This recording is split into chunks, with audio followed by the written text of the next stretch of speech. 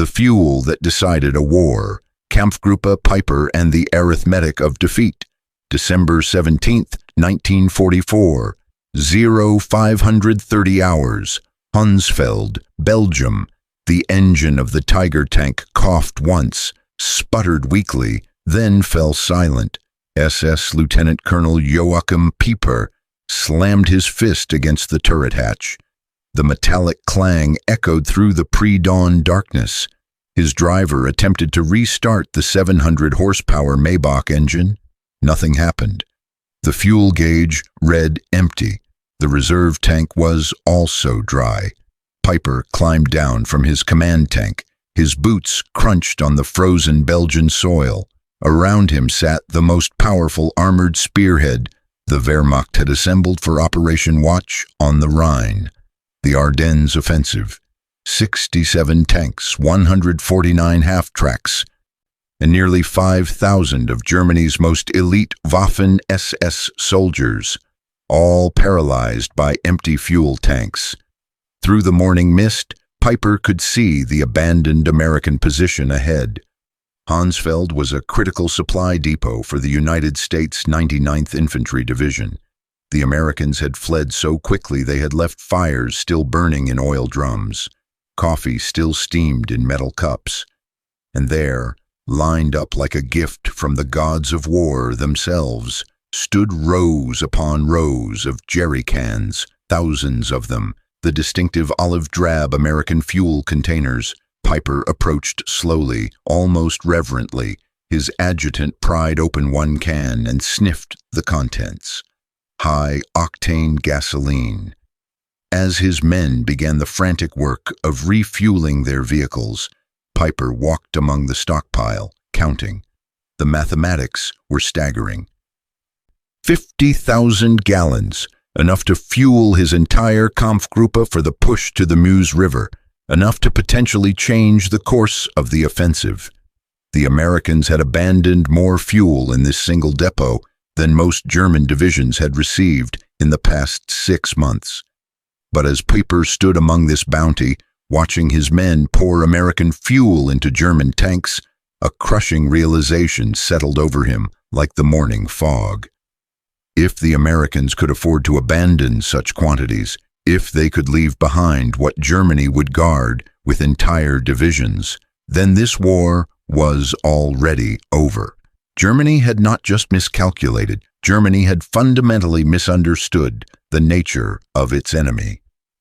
The synthetic fuel crisis, 6 months before Peiper's discovery at Honsfeld.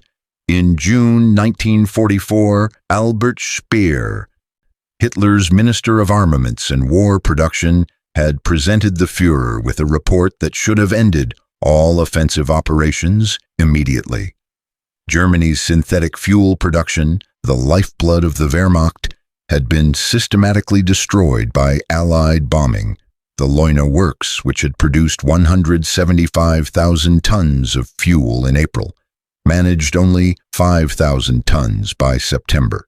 The Buna hydrogenation plants at Politz, Bleckhammer, and Brux were operating at less than 10% capacity. The numbers told a story of inevitable defeat.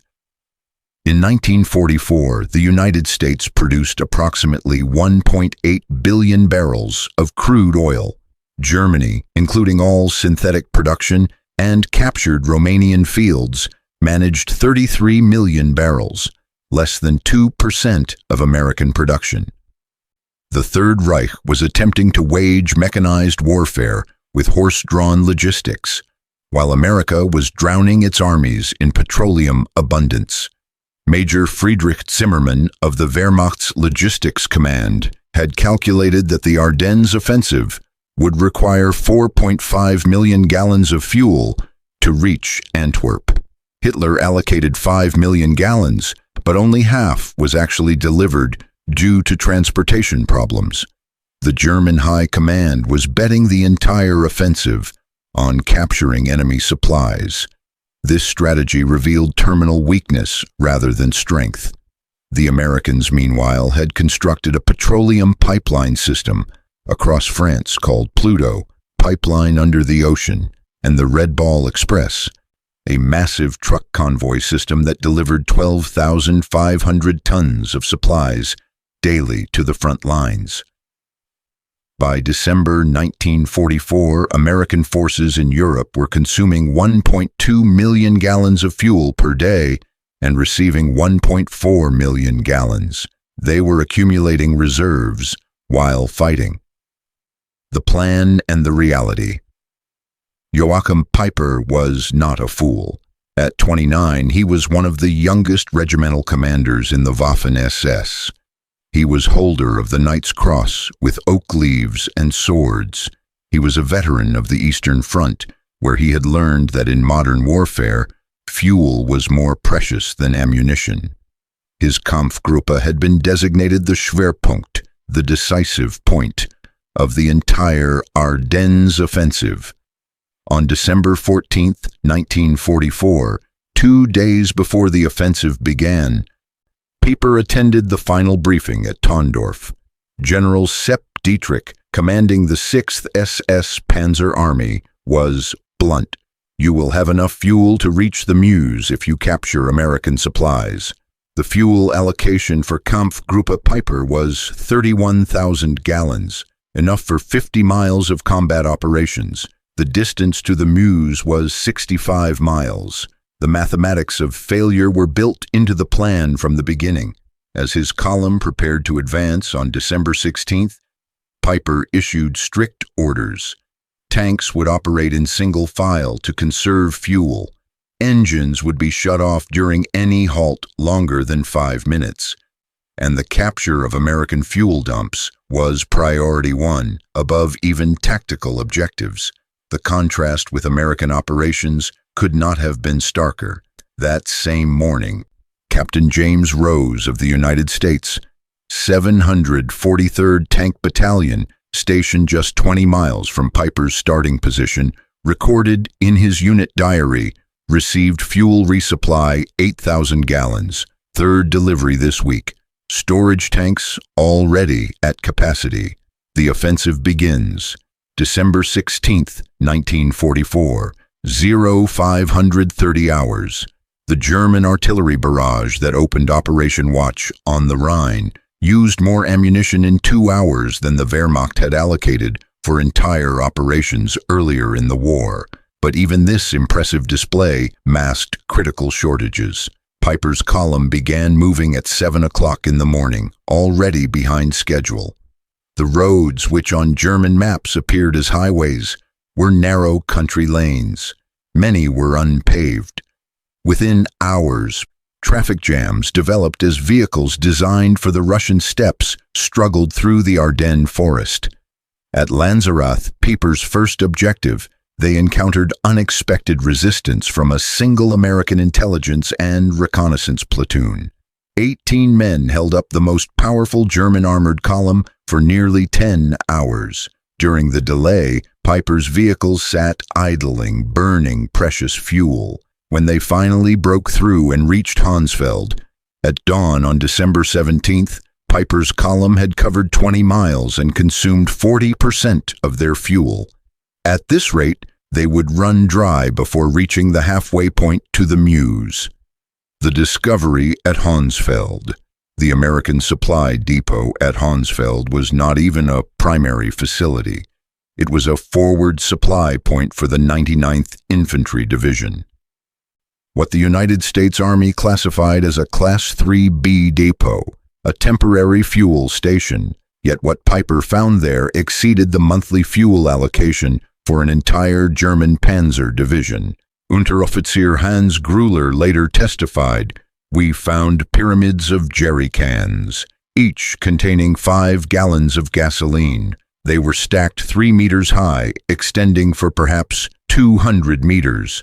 The Americans had not even attempted to destroy them. The captured fuel was high-octane aviation gasoline mixed with motor fuel, 80 octane or higher. German vehicles, especially the temperamental Maybach engines in the Tiger tanks, were designed for 74 octane fuel. The American gasoline was actually too good, causing engine problems in several German vehicles. As Peiper's men refueled, they made more discoveries. Sergeant Wilhelm Hoffmann found shipping manifests in the depot office. He could read English, having worked in his father's import business before the war. The papers indicated this fuel had been shipped from Texas to New York, across the Atlantic to Liverpool, across the Channel to Normandy, and trucked 400 miles to Honsfeld. The journey of over 6,000 miles had taken less than 6 weeks. I showed the papers to Obersturmbannführer Peiper, Hoffmann recalled in a 1976 interview. He read them twice, then crumpled them up. He said nothing, but his face went pale. We both understood what this meant.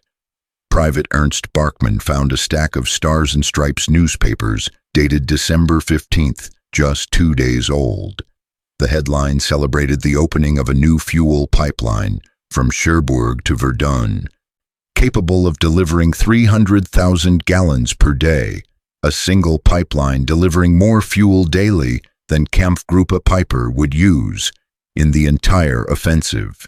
Germany's desperate fuel situation. To comprehend the shock of Peiper's discovery, one must understand Germany's fuel situation by late 1944. Since May, Allied bombing had reduced synthetic fuel production by 90%. The Luftwaffe was grounding aircraft for lack of aviation fuel. Pilot training had been cut from 250 flight hours to 60 hours. The German Navy's surface fleet had effectively ceased operations. U-boats were fitted with snorkels to conserve diesel by running on batteries longer. On the home front, German civilians had not seen private automobile traffic since 1942. Gasoline was so precious that the Gestapo investigated black market theft of individual liters. Farmers were returning to horse-drawn plows. Meanwhile, the United States was producing 67% of the world's oil. The East Texas oil field alone produced more petroleum than all of German-occupied Europe. American refineries were operating at such capacity that Standard Oil was experimenting with new petroleum byproducts simply because they had excess crude. The advance continues. With the 50,000 gallons captured at Honsfeld, Peiper's column surged forward. They reached Bullingen by noon on December 17th, capturing additional supplies, rations, ammunition, and most importantly, maps showing other American fuel depots in the area. But the maps revealed a disturbing truth. The Americans had fuel stockpiles everywhere. Every major crossroads had a depot. The United States First Army alone had 3.5 million gallons in reserve. Peiper pushed on to Ligneville, where his forces would commit the Malmedy massacre, killing 84 American prisoners. Even this war crime was connected to fuel desperation. Peiper later claimed he could not spare gasoline to transport prisoners. By evening on December 17th, Peiper's spearhead reached Stavelot, site of a major American fuel depot containing over 2 million gallons. Here was enough fuel to guarantee reaching the Meuse. But as the first German vehicles approached, American engineers were already at work. The burning of Stavelot, Captain John Brewster of the 291st Engineer Combat Battalion had received warning of the German approach. His orders were simple: deny fuel to the enemy at all costs.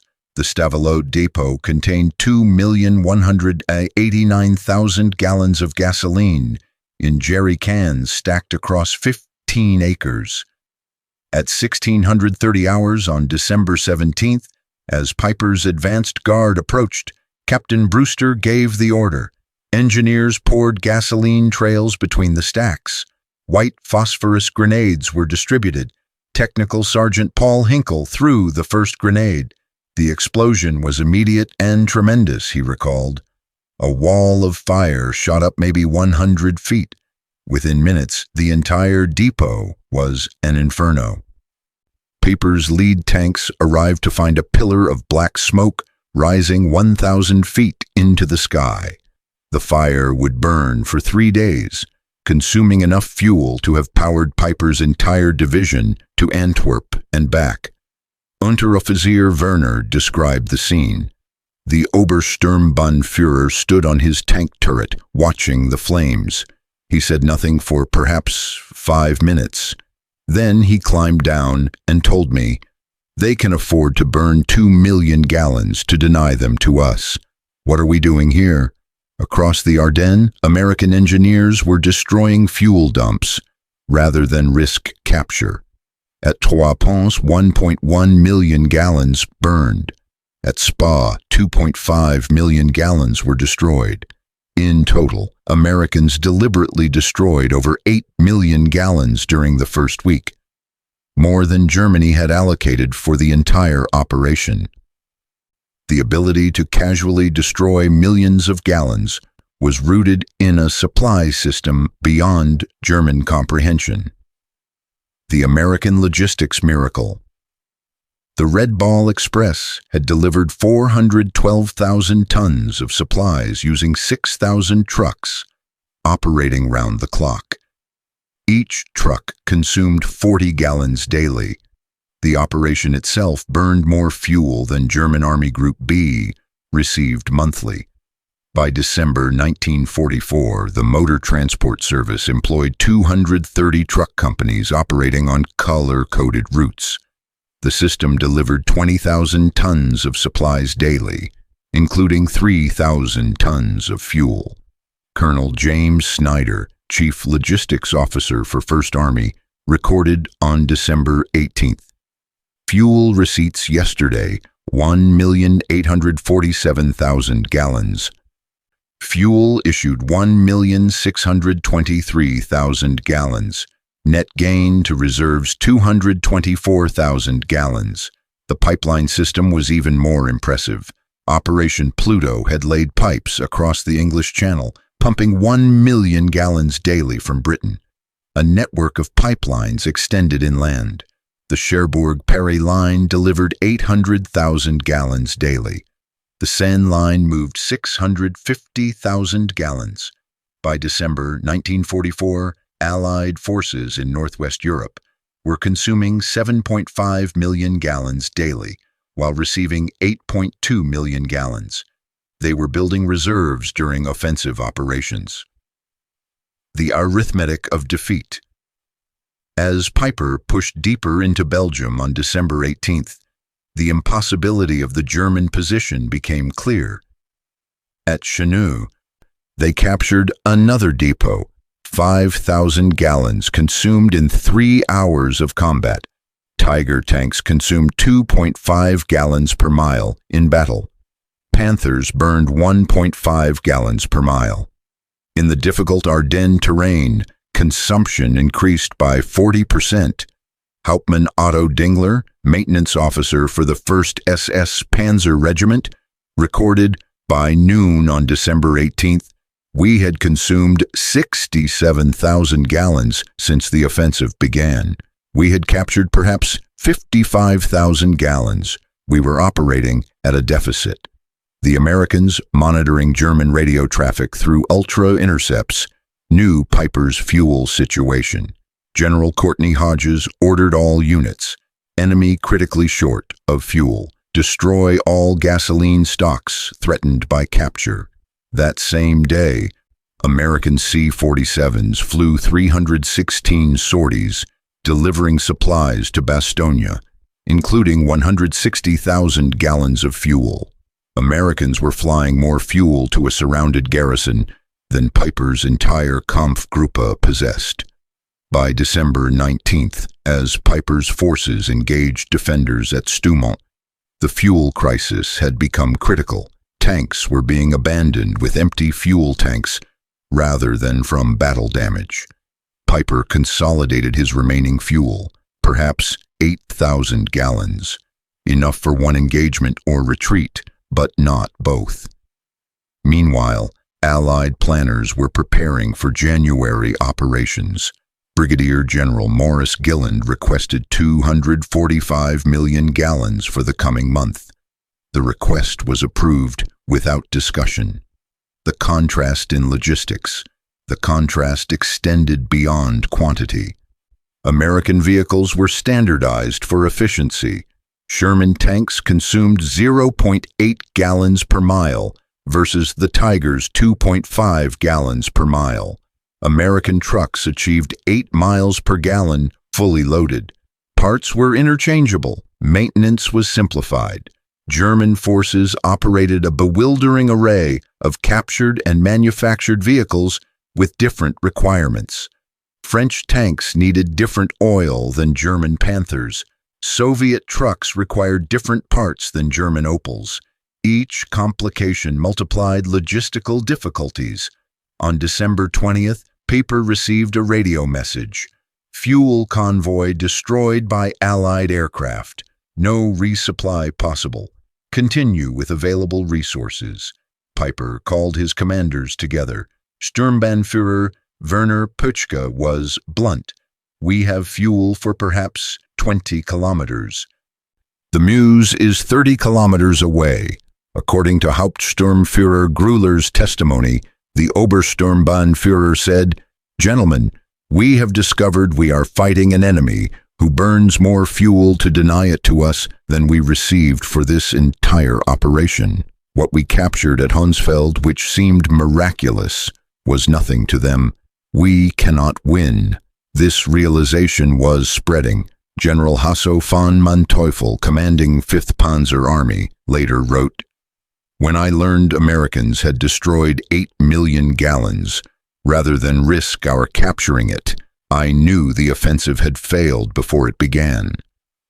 Colonel Friedrich von der Heydte, captured December 23rd, told interrogators, "Your soldiers throw away chocolate. My men have not seen chocolate in 2 years. You burn millions of gallons. We measure by the liter. How can we fight such abundance?" The encirclement at La Glaise. By December 21st, Peiper was surrounded at La Glaise. His tanks were immobile. American forces surrounding him. The 31st Infantry Division, 82nd Airborne, 3rd Armored, had a combined fuel allocation of 340,000 gallons for December 21st alone. Peiper had perhaps 1,000 gallons. Private First Class Richard McKinney wrote home, "We have Germans surrounded who ran out of gas. Our captain jokes we use more fuel heating coffee than they have for tanks." The American response demonstrated industrial warfare at its peak. Patton's 3rd Army pivot north required 350,000 gallons just for redeployment, considered impossible by German standards yet accomplished in 3 days. December 23rd brought clear weather. Allied aircraft flew 2,000 sorties, each burning fuel at rates that would have grounded the Luftwaffe for weeks. P-47s consumed 300 gallons per hour. B-26s burned 200 gallons hourly. One day's air operations consumed more than Germany's entire offensive allocation. The abandonment. On the night of December 23rd to 24th, Peiper abandoned his vehicles and escaped on foot. Of 119 tanks and assault guns that began the offensive, 39 remained operational but immobilized. These were destroyed with remaining ammunition. Oberschütze Heinz Goldschmidt described the scene. "We drained the last fuel from all vehicles, maybe 200 gallons total. The Obersturmbannführer personally destroyed his command tank. Millions of Reichsmarks of equipment destroyed by empty fuel tanks. Of 5,000 men who began with Kampfgruppe Peiper, approximately 800 returned. They had advanced 60 miles, captured several depots, and discovered the truth about Allied logistics." The wider realization. News of Peiper's discoveries spread rapidly through German command. On December 26th, Field Marshal Walter Model received reports on captured American supplies. His chief of staff recorded Model's reaction. The Field Marshal read the quantities twice: 50,000 gallons at Honsfeld, 2 million burned at Stavelot. 8 million destroyed rather than captured. He said, "We are not fighting the same war." Hitler, informed December 28th, refused to accept reality. Speer wrote, Hitler insisted the numbers were propaganda. When shown photographs of burning Stavelot, he claimed it was Hollywood effects, but lower ranks understood. Gefreiter Wilhelm Hoffmann wrote his wife, "Americans destroy more fuel daily than we receive monthly. They drive tanks like we march. This war is lost." The fuel crisis was symptomatic of a larger truth. By 1944, America produced 50% of world manufacturing, a new aircraft every 5 minutes, a ship daily, a tank every 7 minutes. Petroleum production statistics were overwhelming. United States, 1.8 billion barrels. Soviet Union, 110 million barrels. Germany, including synthetic, 33 million barrels. Japan, 2.6 million barrels. The Axis combined produced less than 2% of American petroleum. Every major German offensive after 1942 had been constrained by fuel. Every American offensive was supported by abundance German planners could not conceive. The psychological impact. Lieutenant Colonel Chester Hansen recorded a revealing incident on December 27th. A logistics officer reported weather had reduced fuel deliveries to only 500,000 gallons daily. There was concern until someone noted this exceeded Germany's total offensive allocation. German prisoners of war from the Ardennes were more shocked by American waste than firepower. Seeing GIs discard half-eaten rations or use gasoline for heating shattered morale more than artillery. Obergefreiter Karl Reichelm told interrogators, "We knew your production numbers abstractly, but seeing soldiers waste more than we possessed made them real." Every German who saw your casual abundance knew the war was hopeless. This knowledge spread through letters despite censorship. Feldwebel Ernst Miller wrote, "Americans wash clothes in gasoline. They feed chocolate to dogs. They fire artillery for Christmas. We cannot fight infinity." The psychological impact undermined German racial superiority narratives. How could decadent Americans possess such wealth while the master race scraped for necessities? The Nuremberg testimony. During the Nuremberg trials, German leaders consistently cited logistics, particularly fuel, as decisive. Field Marshal Wilhelm Keitel testified, "We had operational superiority 1940 through 1941. By 1944, we could not move forces for lack of fuel, while Americans moved armies like chess pieces." Peiper, tried for the Malmedy massacre, offered revealing testimony. Every decision after December 17th was influenced by fuel shortage. We could not maneuver, pursue, or retreat effectively. Americans moved freely while we counted leaders. General Heinz Guderian wrote, "When Peiper captured 50,000 gallons, meaning everything to him, but nothing to Americans, the war was over." The meaning of industrial warfare. The story resonates because it represents when industrial warfare reached its conclusion. Wars were won by production statistics, not warrior courage.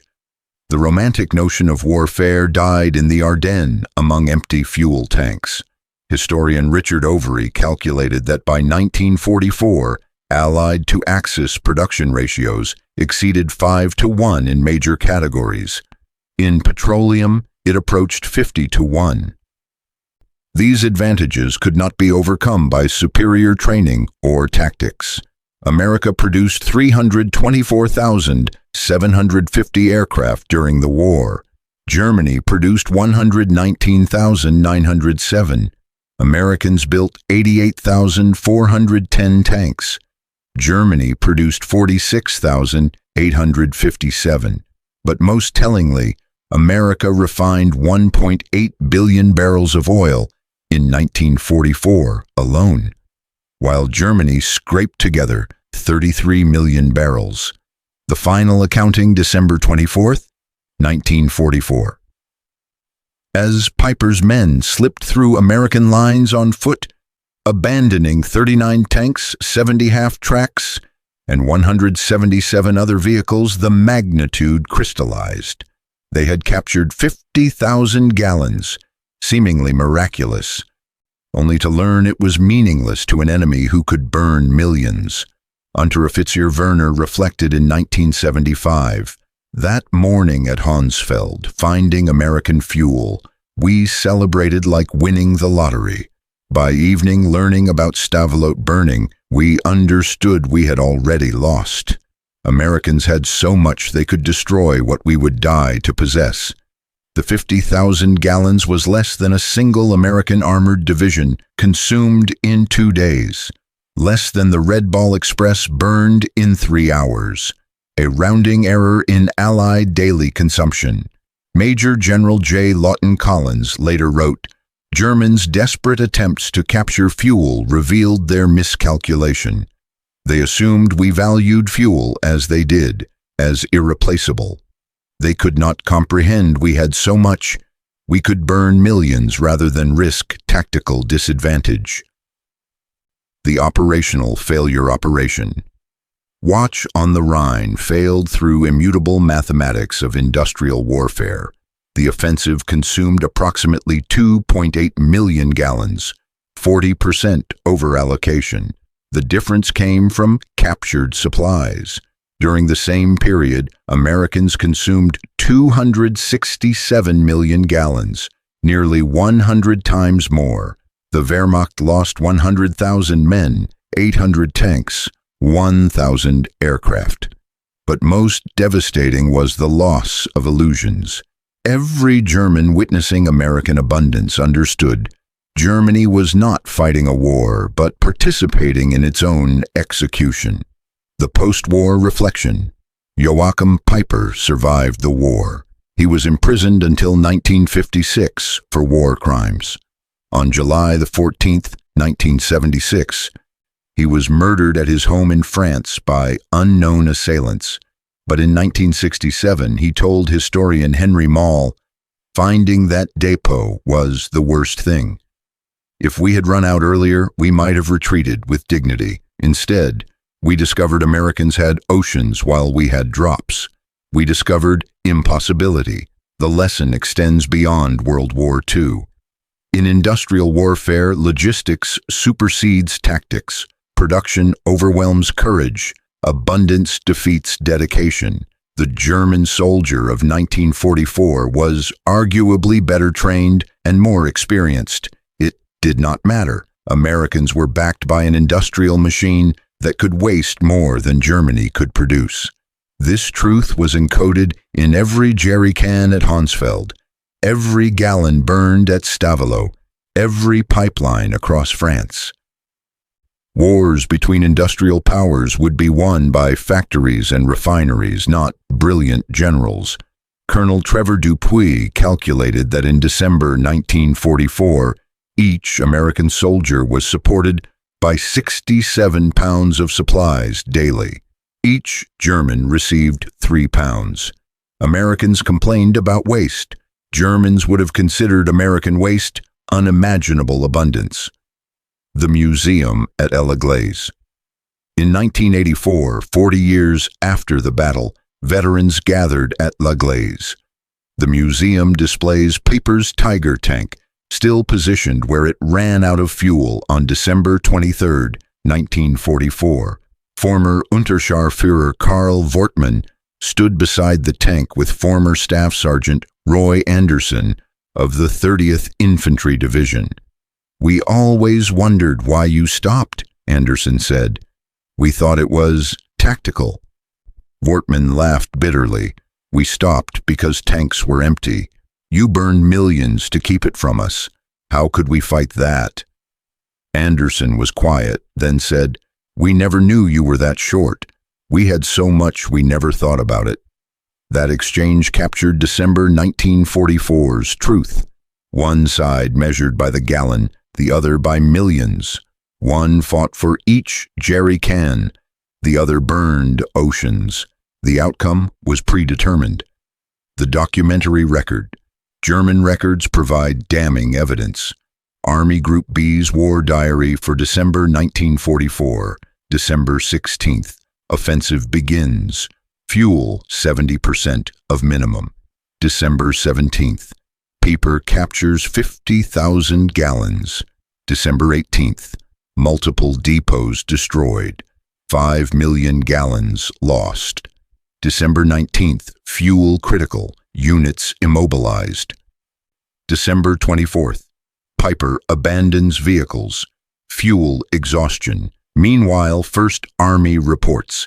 December 16th. Reserves 3.7 million gallons. December 17th. 2.2 million destroyed. December 18th. 1.8 million received. December 24th. Reserves 4.1 million gallons. Americans treated millions with indifference. Germans reserved such treatment for individual cans. The technological dimension on quantity. American fuel represented technological superiority. American refineries perfected catalytic cracking, producing higher octanes more efficiently than German hydrogenation. American 100-octane aviation fuel gave aircraft performance advantages over German planes running 87-octane synthetic. Americans perfected additives Germany could not replicate. Tetraethyl lead, ethylene dibromide, detergents. German engines designed for lower quality often ran poorly on captured American gasoline. The human cost fuel shortage shaped every soldier's experience.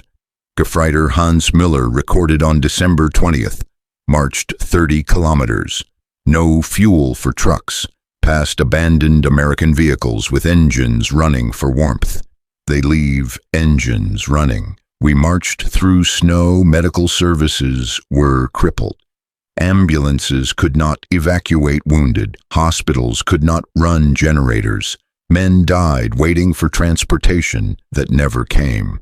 Oberarzt Dr. Wilhelm Kirsting testified, "We had excellent surgeons, supplies captured from Americans, but no fuel for ambulances.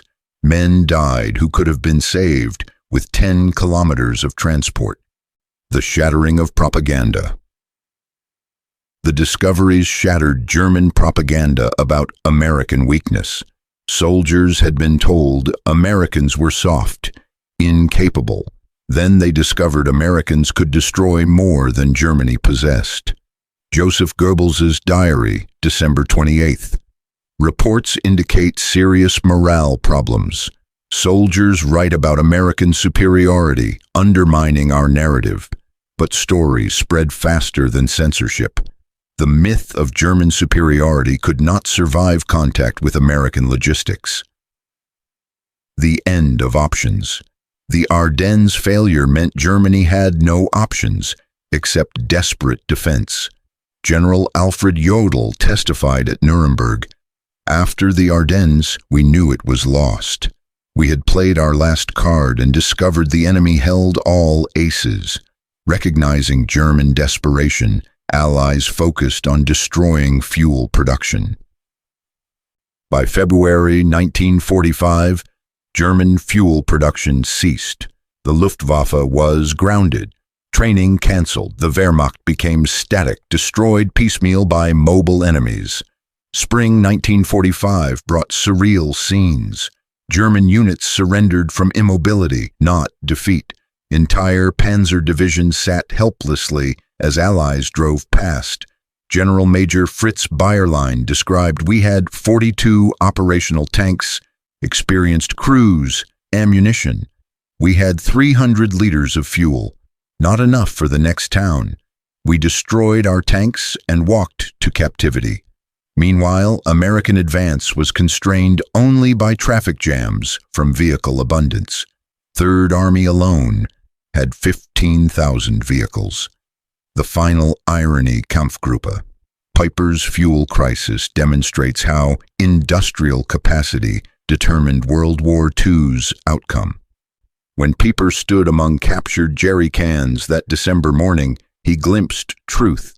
They fought an enemy whose waste exceeded their need. The numbers tell everything. German offensive allocation, 5 million gallons. Fuel destroyed by Americans, 8 million gallons. Daily American consumption, 7.5 million gallons. Peiper's capture at Honsfeld, 50,000 gallons. Percentage of American daily supply, 0.6%. The Battle of the Bulge killed 19,000 Americans, perhaps 100,000 Germans. It destroyed the Wehrmacht's last reserves, but its lasting impact was spreading knowledge through German ranks. America possessed incomprehensible abundance. Peiper's discovery was not just about fuel, but industrial warfare's nature. Victory belonged to whoever produced the most petroleum, steel, aluminum. Germany never had a chance. The final irony, American forces cataloging abandoned German equipment.